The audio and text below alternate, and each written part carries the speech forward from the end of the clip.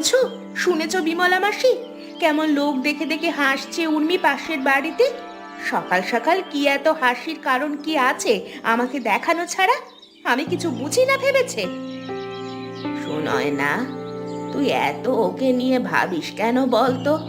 তোর নিজের কাজ কর, ওর কাজ ও করুক। আর শোন, ও যা করে সেটাও খারাপ নয়।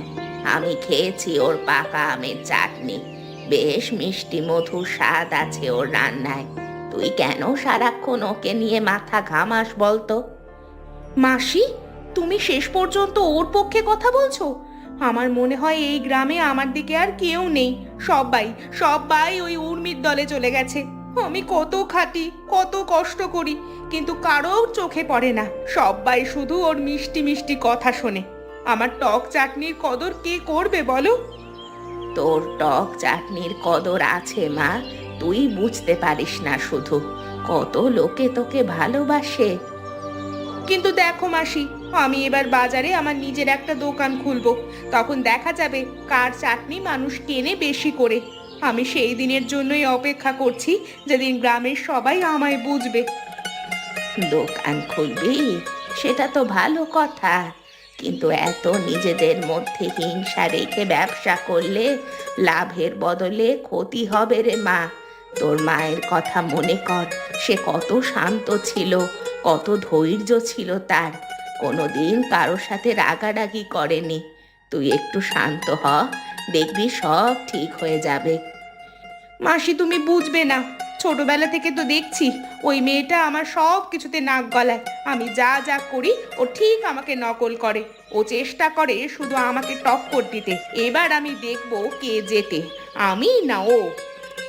মা, প্রতিযোগিতা ভালো জিনিস, কিন্তু হিংসা ভালো নয়। মাসি, আমার দোকানের জায়গা দেখতে যাব আজ। হরিদাসকে বলে রেখেছি ভালো একটা জায়গা দেখাতে। উর্মিমা, এবার যে আম এনেছি, এ আম একেবারে খাঁটি ল্যাংড়া, গাছ থেকে পেরে আনা। তোর চাটনির জন্য এর চেয়ে ভালো আম এই অঞ্চলে পাবি না। একদম রসে টইটুম্বুর, দেখলেই জিভে জল চলে আসবে। আর শোন, পাশের বাড়ির শোনয় না, কিন্তু কাল আমার দোকান থেকে অনেক কাঁচা আম নিয়ে গেছে। বলছিল দোকান খুলবে নাকি। কাকা, ওই মেয়ে ছেলের নাম আমার সামনে নিও না তো। সকাল থেকে ওর চিৎকার চেঁচামেচি শুনতে শুনতে আমার মাথা ধরে গেছে। মনে হয় ইচ্ছে করেই জোরে জোরে কথা বলে আমাকে জ্বালাতন করে। কি শয়তান মেয়ে রে বাবা! মা, এত রাগ করে না, ও তোমার প্রতিবেশী হয়। ও কাকা, ও নাকি দোকান খুলবে বাজারে? মনে হচ্ছে আমাকে দেখিয়ে দিতে চাইছে যে ও কি করতে পারে। হ্যাঁ মা, শুনেছি তো। শোনোয় না, নতুন দোকানে ডাল ভাত আর কাঁচা আমের চাটনি বিক্রি করবে। কিন্তু উর্মিমা, তুমি এত চিন্তা করো কেন?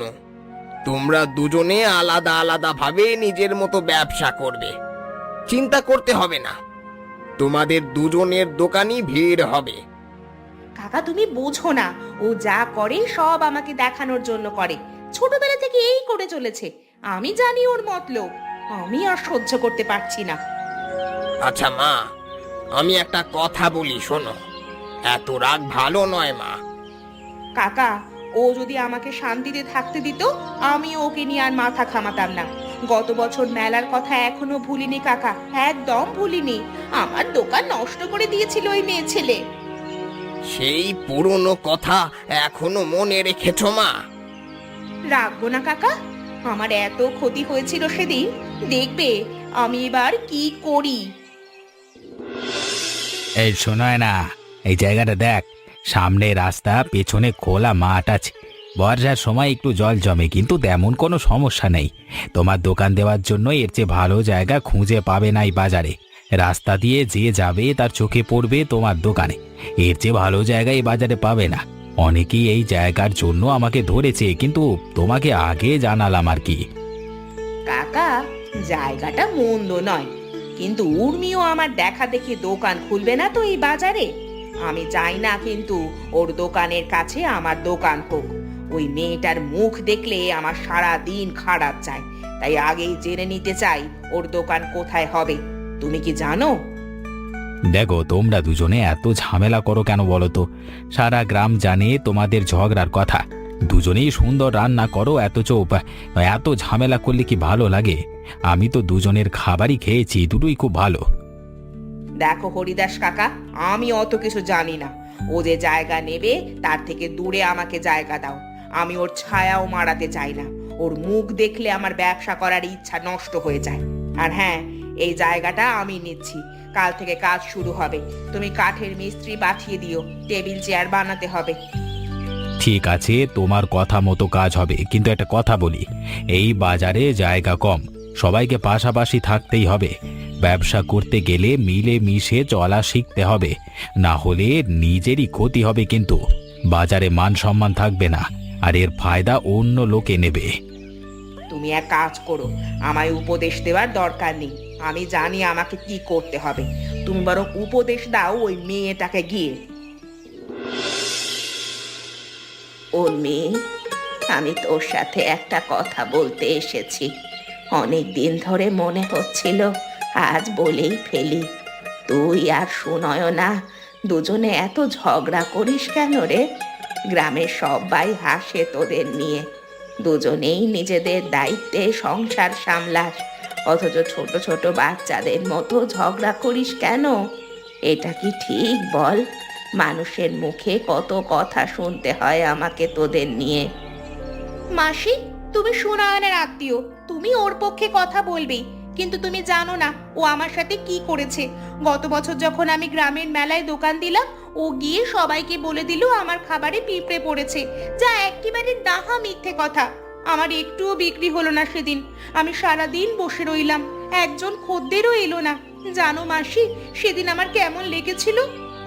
সে ঘটনা আমি জানি মা, কিন্তু তুইও তো কম যাসনি। তুই গিয়ে রমেশের দোকানে বলে দিয়েছিলি সুনয়না পচা জিনিস বিক্রি করে। সুনয়না সেই কথা শুনে কেঁদে ফেলেছিল। রমেশ কাকা আমাকে বলেছিল পরে সব। শেষ পর্যন্ত মারামারি করে তোরা নিজেদের খাবার ফেলে দিয়েছিলিস।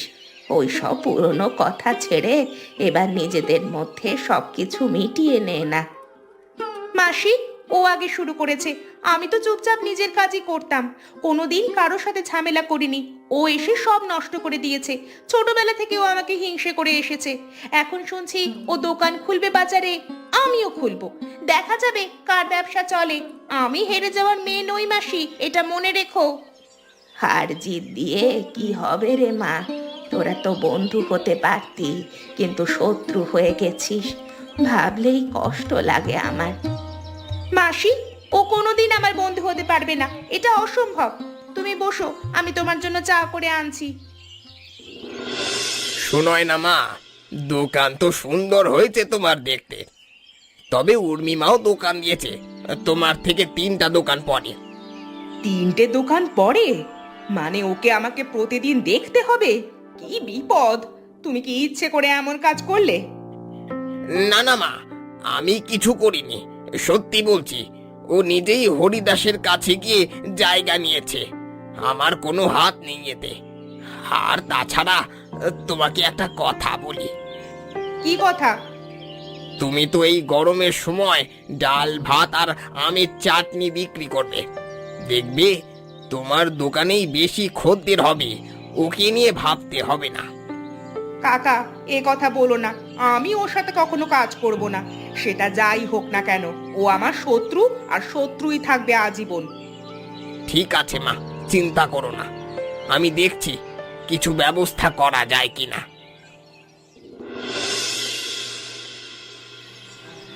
ও, তুমি এখানেই দোকান খুলেছো?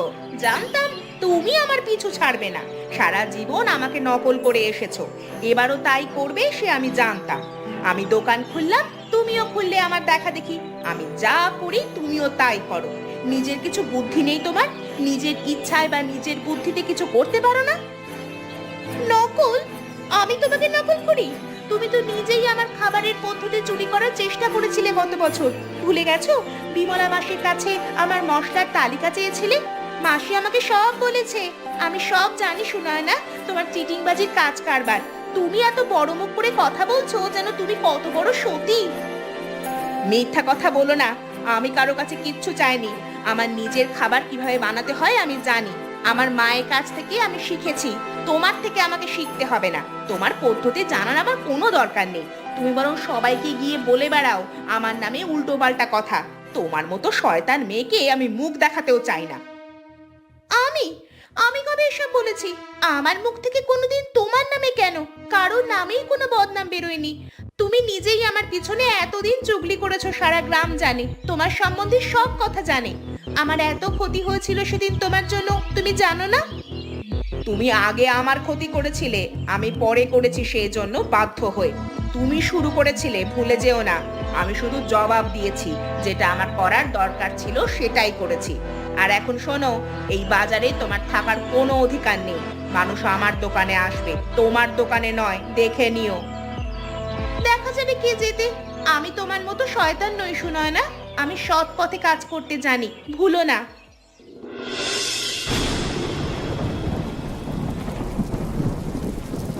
পূর্ণিমা, এ কি হলো রে? তোর সব কাজ যে ভেসে যাচ্ছে। দেখ দেখ, জল ঢুকে গেছে ভেতরে। এই কাঠ দিয়ে তো তুই দোকানে টেবিল চেয়ার বানাবে বলেছিলি। আর তাছাড়া যদি সব কাঠ ভেসে যায় তাহলে রান্না করবি কি দিয়ে? এত বড় ক্ষতি হয়ে গেল, সামলাবি কি করে? সব শেষ হয়ে গেল রে।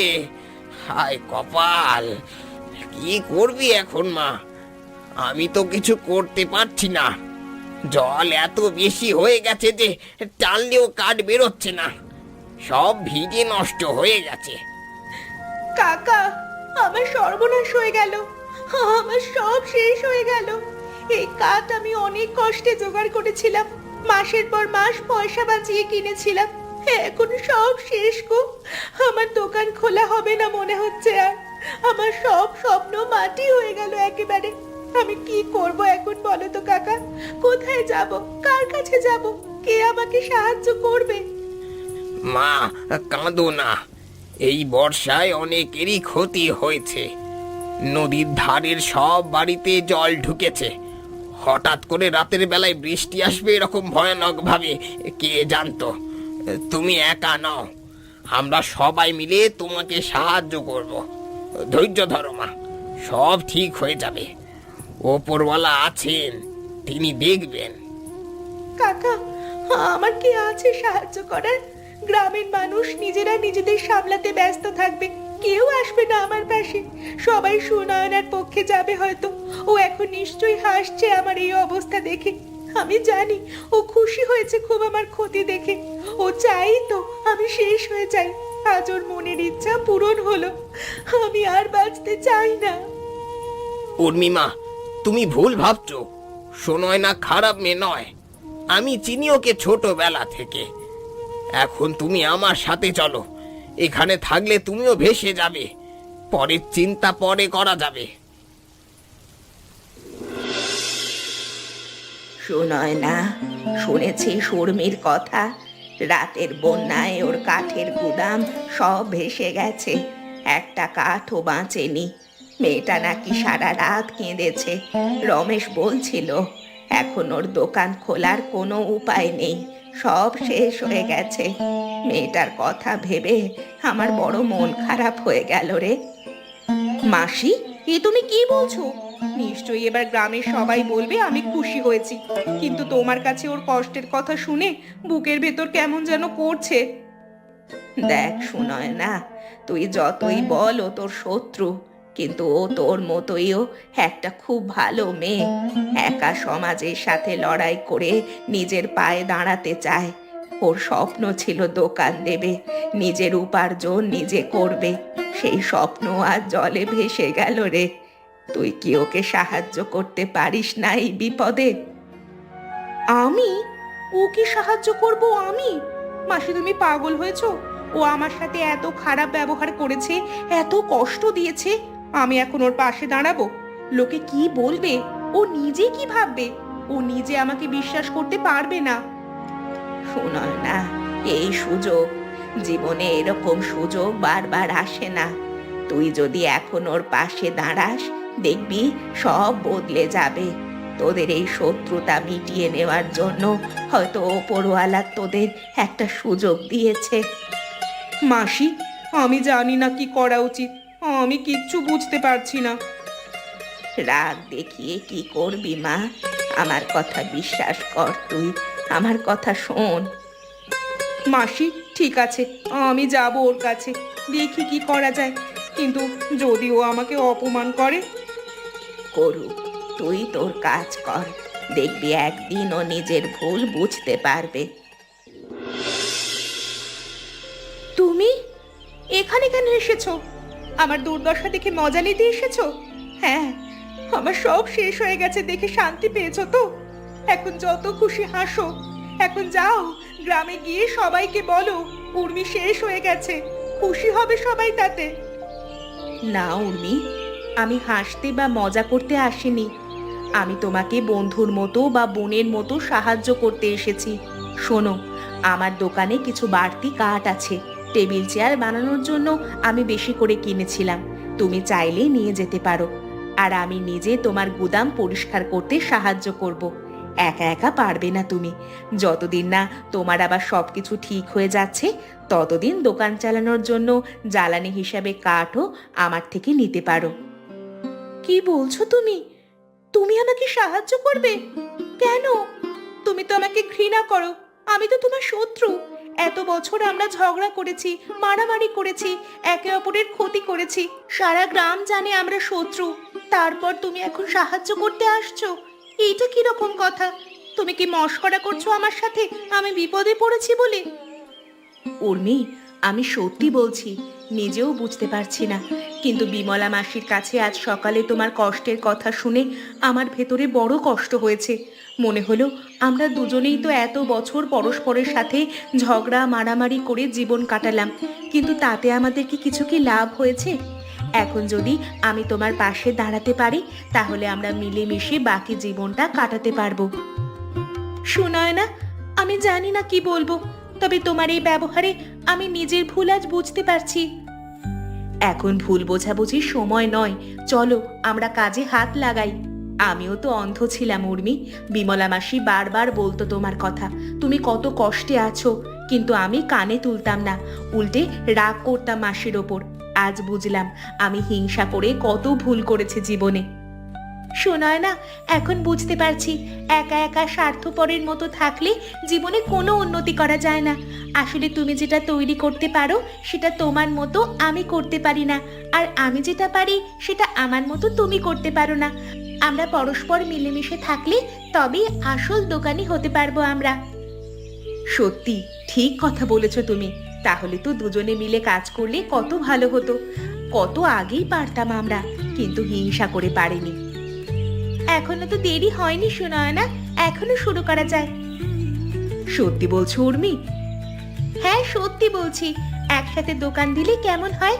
আমরা এবার থেকে একসাথে দোকান দেব, গ্রামের লোক আর হাসাহাসি করতে পারবে না আমাদের নিয়ে। মা, আজ তোমাদের দোকানে এত ভিড় দেখে সত্যিই আমার গর্ব হচ্ছে। সকাল থেকে লাইন লেগে আছে তোমাদের দোকানে, দেখে মন ভরে গেল, চোখে জল এসে গেল আমার। এই দেখো, আমি দুরকম চাটনি নেব আজ, কাঁচা আম আর পাকা আম, দুটোই খাবো আমি। সত্যি, কে ভাবতো তোমরা দুজনে একসাথেই দোকান দেবে বাজারে?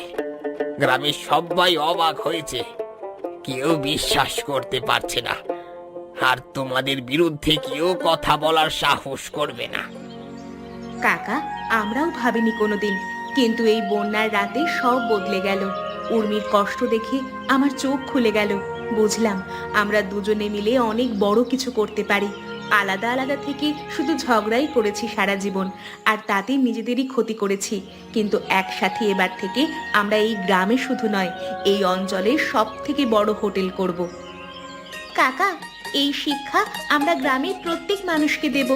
আমাদের গ্রামে বেশিরভাগ মানুষই পরস্পরের সঙ্গে ঝগড়া করে থাকে, কিন্তু পরস্পরের সঙ্গে ঝগড়া মারামারি করে আদতে যে কোনো লাভ নেই, সেটা সবাই আমাদের দেখে শিখতে পারবে।